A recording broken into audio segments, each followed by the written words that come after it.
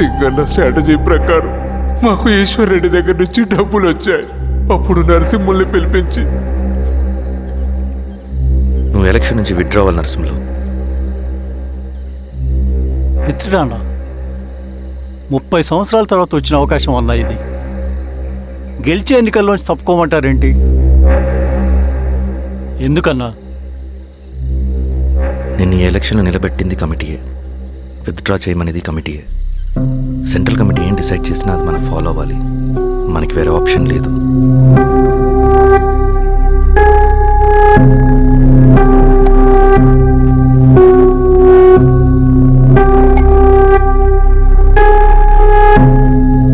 నన్ను నమ్ముకుని చాలామంది ఉన్నారన్నా.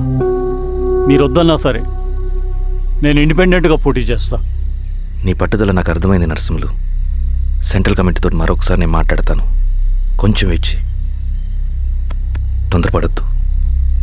లాల్ సలాం. లాల్ సలాం. తన మాటకి ఎదురు చెప్పిన నరసింహుల్ని క్రూరంగా హత్య చేయించి ఆ హత్యను ఈశ్వర్ రెడ్డి చేయించాడని అందరినీ నమ్మించి ఆ తర్వాత ఈశ్వర్ రెడ్డిని కూడా. ఏంటి ఈశ్వర్ రెడ్డి గారు, కలుద్దాం అనుకున్నాం కానీ ఇలా కలుస్తాం అనుకోలేదు. ఏంటంత కోపం? ప్రజానాయకుడు నరసింహులు చంపినందుకు నీకు మరణదండనే.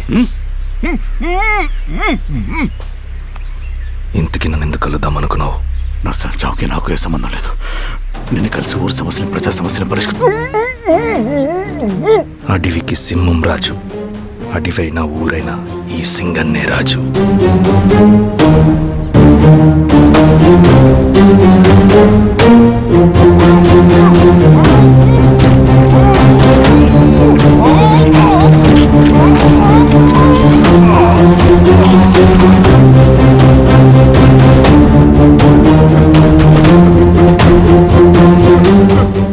తప్పు చేశావు సార్, మొత్తం సింగన్నే చేశాడు. ఇంకా చెప్పాల్సింది ఏదైనా ఉందా? శిరీష ఆ రోజే చెప్పిందన్నా. ఇన్నాళ్ళ పోరాటంలో ఏం జరిగిందన్నా? ఏమీ లేదు. శిరీష వల్ల వాళ్ళ ఊర్లో రైతులకు భూములు వచ్చాయన్నా. నీ వల్ల జాగి అన్యాయంగా గొంతు కోసుకున్నాడన్నా. నరసింహులు, ఈశ్వర్ రెడ్డి, ఇంకెందరో అమాయకులు నీ అధికార దాహం వల్ల బలైపోయారు.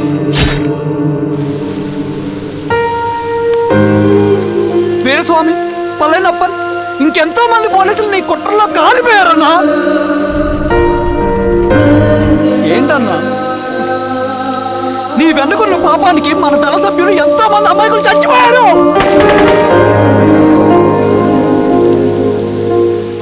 ఆ జనాలు అమాయకులన్నా. నువ్వు మాటలు చెప్పి రెచ్చగొడితే నువ్వేదో సమాజాన్ని ఉద్ధరిస్తావని నీ వెనుకున్నారు.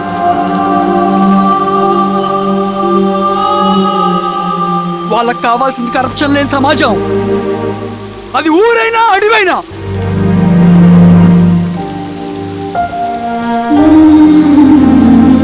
దేవతలాంటి అమ్మాయి అన్నా. బతికినంతకాలం అందరి జీవితాన్ని బాగు చేసిందన్నా.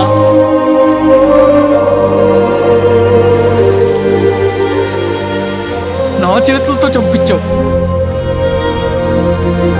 నన్ను మనిషిని కాకుండా చేశావు. ఈ జెండా అడ్డు పెట్టుకుని చేస్తున్న దురాఘాతాలు, ఈ సిద్ధాంతపు ముసుగులో జరుగుతున్న హింస, దోపిడీ, మోసం అన్నీ ఆగాలి, ఆగిపోవాలి.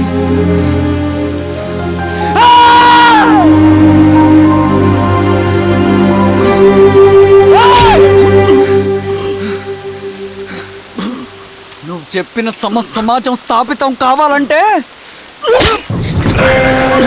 నువ్వు సమాధి కావాలి.